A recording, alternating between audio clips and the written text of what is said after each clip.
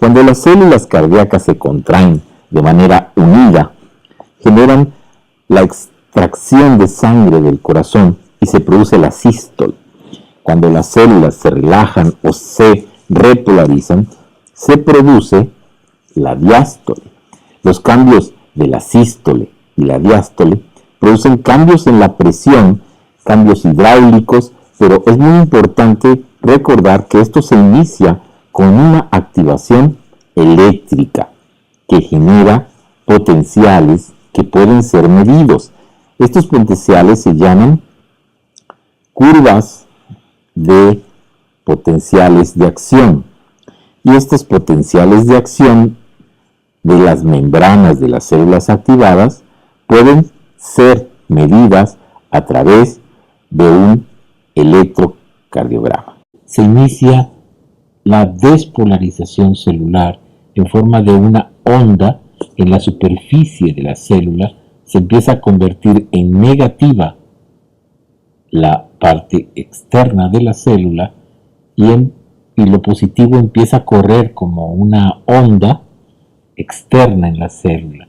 Finalmente la célula se despolariza totalmente, quiere decir que es negativa afuera, positiva adentro, y empieza la repolarización celular de manera inversa. Sería la flecha roja, en donde hay repolarización de la célula. Esto es, empieza a volverse positivo en la parte externa de la célula y negativo en la parte interna. Vean cómo por delante va lo positivo y por atrás va lo negativo. O sea, se están generando dipolos en la superficie de la célula cardíaca.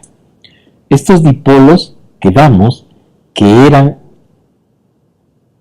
iones inestables, átomos inestables que estaban intercambiando electrones, que estaban generando un flujo electrónico en la pared de la membrana celular. O sea, estaban llevando un campo electromagnético que puede medirse a través de electrodos y que tiene una dirección y un sentido. De ahí que el dipolo puede medirse como un vector, que la superficie de la célula es donde está el dipolo, donde existe el intercambio electrónico entre los átomos inestables, que pueden seguir una dirección, tener un sentido y tener una magnitud. Por lo tanto, los dipolos se pueden representar como vectores, ya que el vector es la representación gráfica de una fuerza. En este caso, la fuerza es un fenómeno eléctrico que ocurre en las membranas del corazón. El origen del vector, la dirección del vector, la magnitud y el sentido pueden, en el caso de la activación eléctrica de los dipolos del corazón, medirse a través de un electrocardiograma. Por ejemplo, si yo tengo unos electrodos en la superficie cardíaca, puedo saber hacia dónde se dirigen estos vectores. Si los vectores se alejan, las curvas van a ser negativas. Si los vectores se acercan, van a ser positivas, porque el vector tiene en la punta positivo y en la parte de atrás negativo. Puedes saber el sentido y la dirección de las fuerzas eléctricas que se generan en el corazón. Cuando estimulamos una célula, se produce una diferencia de cargas en la superficie, como ya hemos visto, y entonces tenemos una cabeza con un polo positivo y una cola con un polo negativo. Si tenemos electrodos midiendo diferentes partes del corazón, podemos saber hacia dónde se dirigen esas fuerzas vectoriales y de ahí podemos deducir en un electrocardiograma hacia dónde se dirigen las fuerzas eléctricas de los dipolos de las membranas celulares, como se representa aquí. Vean, va de lo negativo hacia lo positivo, de izquierda a derecha, es dirección, sentido, y podemos determinar la magnitud. Entonces, en el momento en que se estimula a través del sistema intrínseco eléctrico del corazón, la cavidad ventricular o auricular, se generan vectores. Tienen que conocer ustedes cuáles son los vectores que se generan de despolarización y de repolarización dentro del corazón. En el caso de la aurícula, vemos en esta gráfica dos vectores, uno que va hacia abajo del origen del nodo sinusal, que es el vector de la aurícula derecha, y otro que va hacia la izquierda, que es el vector de la aurícula izquierda. A sumarlos da el vector auricular, que es el de en medio, que se dirige de arriba hacia abajo y de derecha a izquierda y de atrás para adelante. Ese es el vector auricular de despolarización que da la onda P por despolarización de las aurículas, que es la contracción auricular. Después viene una fase de reposo, que es el PR, donde en el nodo se detiene la estimulación, y posteriormente vienen los vectores ventriculares, que son tres. El primer vector, que es el vector septal, el segundo vector, que es el vector de la pared libre del ventrículo izquierdo, y el tercer vector, que es un vector que es la suma de las porciones basales del ventrículo izquierdo, pared libre, del septum y de la pared libre del ventrículo derecho. Los tres vectores ventriculares. Si nos imaginamos que el electrodo de B6 se encuentra localizado en la parte superior derecha de nuestra figura, vemos como B6, el primer vector, se aleja, es pequeño y da una pequeña Q en la imagen. El segundo vector se acerca a B6 y por eso da una R, y el tercer vector se aleja y da una pequeña Q.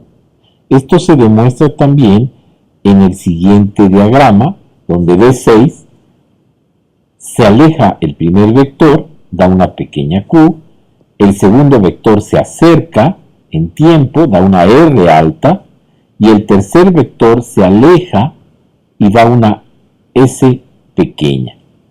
Para eso sirven los vectores, para eso sirve comprender esta teoría del dipolo y esta teoría vectorial, para deducir para dónde se dirige el primero, segundo y tercer vector, dependiendo del electrodo que estemos explorando. Y así podemos deducir cuando un electrocardiograma es normal o es anormal. Para esto tendremos que recordar las vías secuenciales de activación cardíaca, el nodo sinusal, las vías internodales, el nodo auriculoventricular, el tronco de las de Hirsch, cómo baja el impulso a través del septum interventricular y da el primer vector ventricular, el segundo vector de la pared libre del ventrículo izquierdo y finalmente el tercer vector de la pared libre del ventrículo izquierdo. Aquí se representa en amarillo el vector auricular, en verde el vector septal, en azul el vector de la pared libre del ventrículo izquierdo y en rojo los vectores de las porciones basales del ventrículo derecho, del septum y de la pared del ventrículo izquierdo. Esta es una vista frontal de todos los vectores. El auricular, como ven, va de derecha a izquierda, es el resultante. El septal va de izquierda a derecha y de arriba a abajo. El de la pared libre del ventrículo izquierdo en azul, de derecha a izquierda, y en rojo el de las porciones basales hacia arriba y hacia la derecha. Estudiemos los vectores específicamente del aurícula. Hay dos vectores auriculares. El vector que parte del nodo sinusal a toda la aurícula derecha, que se desplaza hacia abajo y hacia la izquierda, y el vector de la aurícula izquierda, que es un vector prácticamente horizontal hacia el lado izquierdo. Al sumar ambos vectores nos da un resultante que se desplaza de derecha a izquierda, de atrás a adelante y de arriba hacia abajo. Si transportamos este vector a nuestras coordenadas del triángulo de Einthoven, donde están las derivaciones del plano frontal de 1, de 2 y de 3, y los proyectamos este vector hacia cada una de estas derivaciones, vemos que el vector se proyecta en el área positiva de las tres derivaciones. Si agregamos un plano cartesiano donde estén todas las derivaciones del plano frontal, vemos, por ejemplo, que en D1 se proyecta hacia el área positiva, por lo tanto, la P en el electrocardiograma va a ser una P positiva en D1, igual que en D2, pero será más positiva en D1 y D2 que en D3, porque en D3 es perpendicular prácticamente a D3, no se va ni al polo positivo ni al polo negativo, por lo tanto es una P prácticamente isoeléctrica. En otro ejemplo, en D2, pues claro que la P va a ser más grande porque cae en la zona más positiva de D2. En cambio, en D3, como les comentaba, es prácticamente isoeléctrica. En este caso, el vector tendría que estar dirigido más hacia abajo porque en D2 y en D3 la P es más grande que en D1.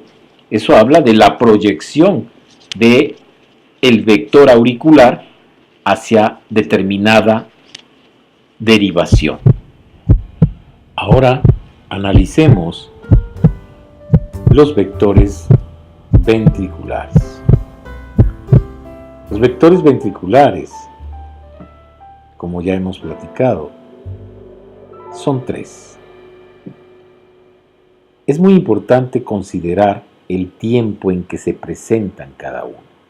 El primer vector se genera primero en tiempo, no es al mismo tiempo. El segundo vector ocurre después y el último es el tercer vector, de ahí la nominación. El primer vector ocurre cuando ocurre la despolarización del tabique interventricular. Esta despolarización progresa hacia las porciones apicales del ventrículo izquierdo y derecho y termina en las porciones basales con el tercer vector. Pero es muy importante entender que este es un proceso dinámico que tiene que ver con el tiempo. El vector aumenta y disminuye en longitud debido al aumento y la disminución del voltaje del vector. O sea, no es lo mismo el vector que va bajando por el septum interventricular inicial, cuando llega a la porción apical se hace más grande y cuando se desplaza a las porciones basales del ventrículo se hace más pequeño. O sea, cambia en voltaje. Pero también cambia en dirección debido a los cambios del potencial eléctrico promedio del corazón. El vectorcardiograma representa estos cambios diferentes durante el ciclo cardíaco. Esto es un vectorcardiograma en donde el punto de referencia es 0 y este punto es el extremo negativo de todos los vectores que vienen posteriormente. Pero tan pronto como la corriente comienza a fluir a través de los ventrículos, el comienzo de la despolarización ventricular, el extremo positivo del vector deja el punto de referencia 0 y empieza a migrar.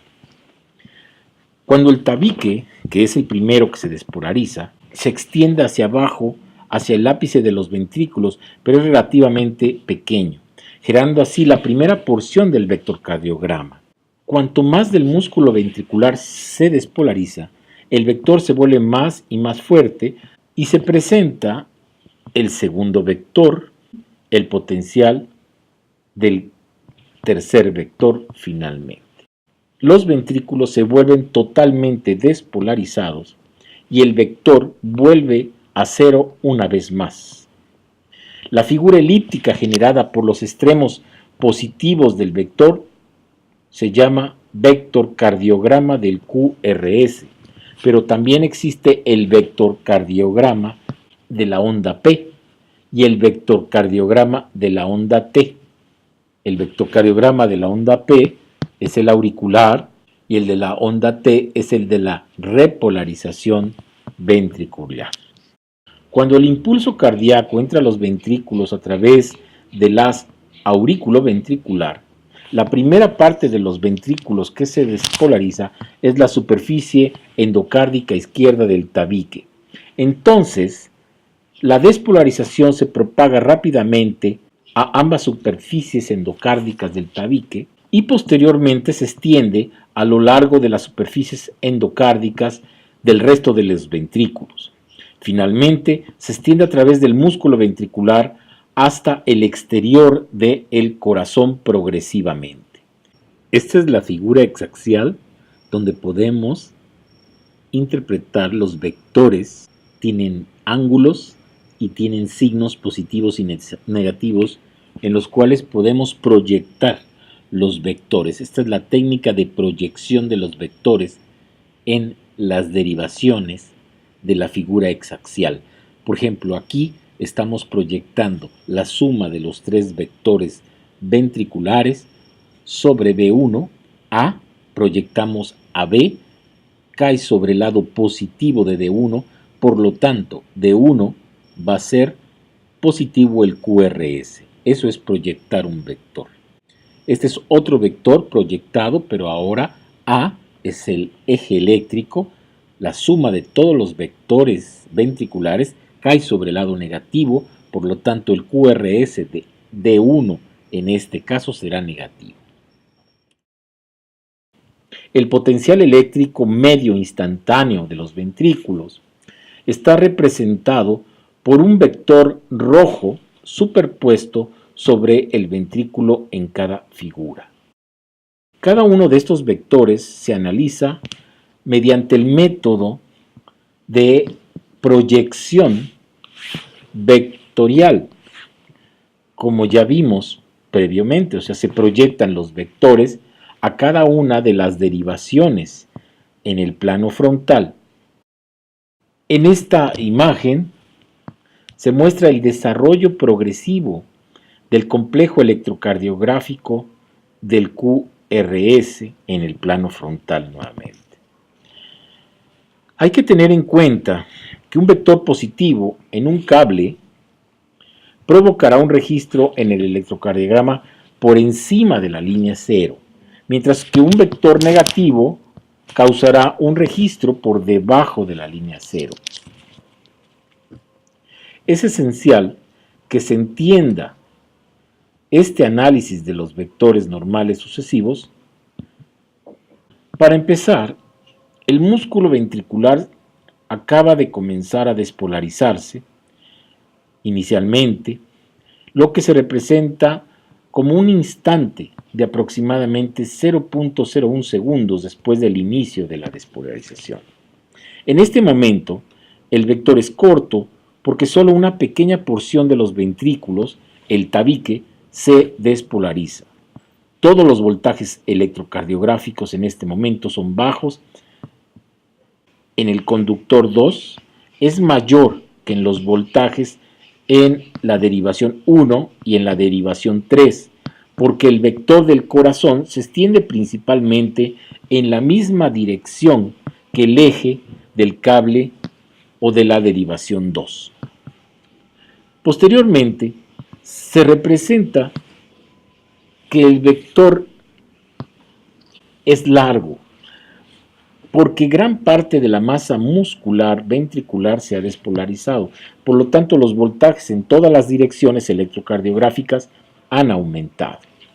Posteriormente, a 0.035 segundos después del inicio de este proceso de despolarización, el vector del corazón se hace más corto y los voltajes electrocardiográficos registrados son más bajos, porque el exterior del ápex ahora es electronegativo. El eje del vector está comenzando a desplazarse hacia el lado izquierdo del tórax, porque el ventrículo izquierdo es un poco más lento para desplazarse que el derecho. Por lo tanto, la relación entre el voltaje de la derivación 1 y de la derivación 3 está aumentando. 0.5 segundos después del inicio de la despolarización, el vector del corazón apunta hacia la base del ventrículo izquierdo y es corto porque solo una porción diminuta del músculo ventricular sigue polarizada como positivo y por lo tanto las derivaciones de 2 y de 3 son negativas, es decir, debajo de la línea, mientras que la tensión de la derivación 1 sigue siendo positiva. ¿Por qué? Porque se aleja de las derivaciones D2 y D3. Aproximadamente 0.6 segundos después del inicio de la despolarización, toda la masa muscular ventricular se despolariza de modo que no fluye corriente alrededor del corazón y no se genera ningún potencial eléctrico. El vector se vuelve cero y los voltajes en todas las derivaciones se vuelve cero. Aquí se muestra un resumen de toda la secuencia del vector del QRS o vector de despolarización ventricular.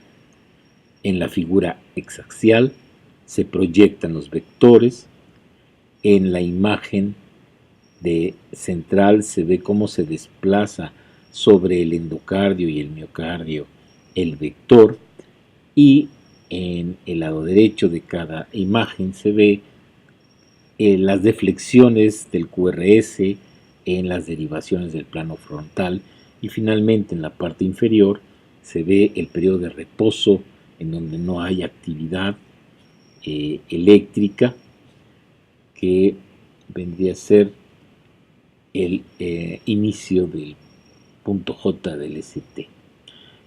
Si esto que hemos aprendido hasta ahora lo extrapolamos a un electrocardiograma habitual, por ejemplo, aquí vemos que D1, D2 y D3 son positivas, quiere decir que el vector de despolarización ventricular se encuentra en las porciones positivas proyectados sobre estas derivaciones en nuestra figura exaxial.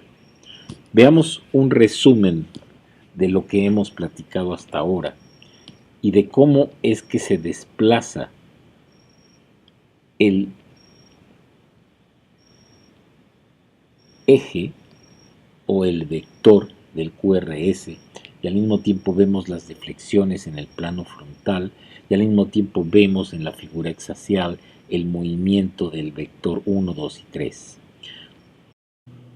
Otro ejemplo en el cual vemos un vector que estamos proyectando hacia las diferentes derivaciones en el plano frontal. Cae sobre el lado positivo de D1, D2 y D3.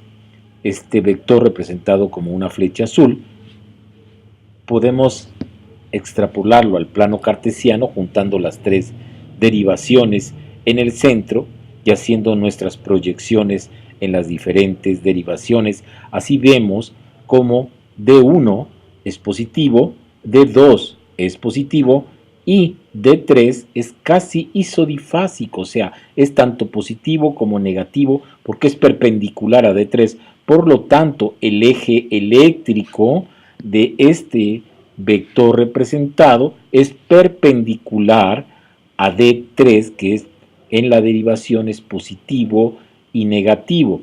El uso de los vectores es precisamente que al sumar los vectores podemos saber la suma total del desplazamiento de los vectores totales del corazón. Como pueden ver, D1 y D2 son positivos y D3 es isodifásico, o sea, lo mismo de R que de S, lo cual quiere decir que es perpendicular a la suma de todos los vectores de la despolarización del QRS. En este ejemplo pueden ver el vector de auricular, el vector ventricular, los tres vectores ventriculares, en verde el primero, en naranja el segundo y en tercer vector en morado, y se ve el desplazamiento en las derivaciones aumentadas. La onda P es negativa en ABR. ¿Por qué? Pues porque se está alejando de ABR.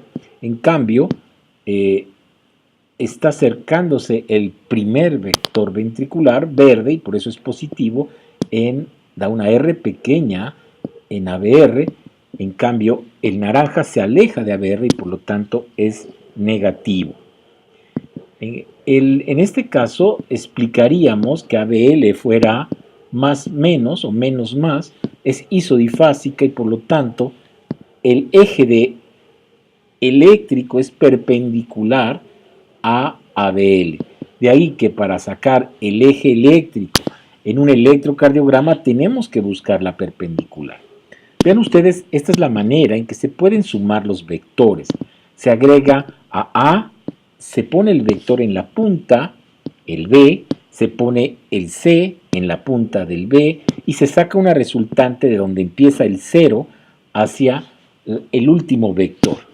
Así nosotros podemos sumar también los vectores de despolarización ventricular. Este es otro ejemplo en donde se suman 4 vectores A, B y C y se saca una resultante que sería la línea morada donde está la suma de los 3 vectores. En el corazón tenemos un primer vector septal que sumamos al vector ventricular, que sumamos al tercer vector de la pared libre y sacamos una resultante. Esa resultante es el eje eléctrico, la suma de todos los vectores de la despolarización ventricular, que si pasamos a un plano cartesiano donde estén a nuestra figura hexacial, donde estén las tres derivaciones, lo extrapolamos y podemos saber en grados cuál es el desplazamiento del eje eléctrico total, o sea, la suma total de todos los vectores que se generan durante la despolarización ventricular. Repolarización ventricular. Debido a que las superficies apicales externas de los ventrículos se repolarizan antes que las superficies internas, el extremo positivo del vector ventricular general durante la repolarización se dirige hacia el vértice del corazón. Como resultado, la onda T normal en las tres derivaciones bipolares de las extremidades es positiva, que es también la polaridad de la mayoría del QRS normal. Hay 5 etapas de la repolarización de los ventrículos. En cada etapa, el vector se extiende desde la base del corazón hacia el ápice hasta que desaparece la última etapa. Y es así como se genera la onda T de repolarización ventricular. Con esto damos por terminado el análisis vectorial del plano frontal. Ahora vamos a hacer el análisis del plano transversal vectorial con las derivaciones precordiales. Las derivaciones precordiales, cuya localización ya hemos analizado con anterioridad y que básicamente van de B1 a B6. El polo positivo de nuestras derivaciones será el que está junto al electrodo que se pone en la cara anterior del tórax y el polo negativo estará en la cara posterior del tórax. La localización de los vectores en el plano transversal, en verde, se ve el vector septal que va de atrás hacia adelante. En azul se ve el de la pared libre que va del lado derecho al lado izquierdo y finalmente el de las porciones basales, que es el vector rojo que se desplaza del lado izquierdo hacia el lado derecho. Si esto lo transportamos nuevamente a una figura hexaxial pero a nivel transversal, podemos ver cómo el primer vector se acerca a B1, el segundo se aleja de B1 y el tercero se aleja de B1. En cambio, el primero se aleja de B6 y el segundo se acerca a B5 y B6 y el tercero se aleja de B6. En base a esto podemos deducir cómo es el QRS de un electrocardiograma de B1 a B6. Si transportamos nuestros vectores a este plano, nos damos cuenta que B1 primero es positivo porque el primer vector se acerca y después es negativo porque tanto el segundo como el tercero se alejan. En cambio, B6, el primer vector septal se aleja, que estaría aquí en rojo. El segundo vector se acerca y es intenso, por eso da una R grande. El primer vector daría una Q pequeña en B6. Y finalmente el tercer vector se aleja de B6, da una S. Y se suma ese tercer vector a la S de B1. Entonces, con esto podemos deducir cuál es el comportamiento normal del QRS en el plano transversal. Lo interesante en el plano transversal es B3. B3 es una derivación que es catalogada isodifásica, o sea, es tanto la R como la S son del mismo tamaño, es la transición. Pero B1 es la que tiene una R pequeña que va aumentando de voltaje y una S profunda que va disminuyendo de voltaje. En cambio, B6, esta R tiene una Q pequeña, R grande, S pequeña. ¿Por qué? Porque el segundo vector, que es la R, se acerca y el primer vector se aleja. Nuevamente, esta es la morfología normal de lo que hemos comentado. Primer vector en B1 da positividad, segundo vector en B1 da negatividad. Lo contrario en B5 y B6, donde el primer vector da una pequeña Q y el segundo vector da una gran R. En el caso del tercer vector, se aleja tanto en B1 como en B6, y en B1 se suma la S, y en B6 produce una pequeña onda S. La transición es B3, donde está la isodifásica. Este es un electrocardiograma donde pueden verificar que B1 es el primer vector, da la R, y el 2 y el 3 se suman para dar la S, y la transición aquí aparece en B2. Nuevamente, B5 y B6 dan R grandes porque se acerca el segundo vector y se aleja el tercer vector, por eso da una S. En esta diapositiva se hace un resumen de lo comentado, de la morfología de las diferentes derivaciones, tanto en el plano transversal como en el plano frontal.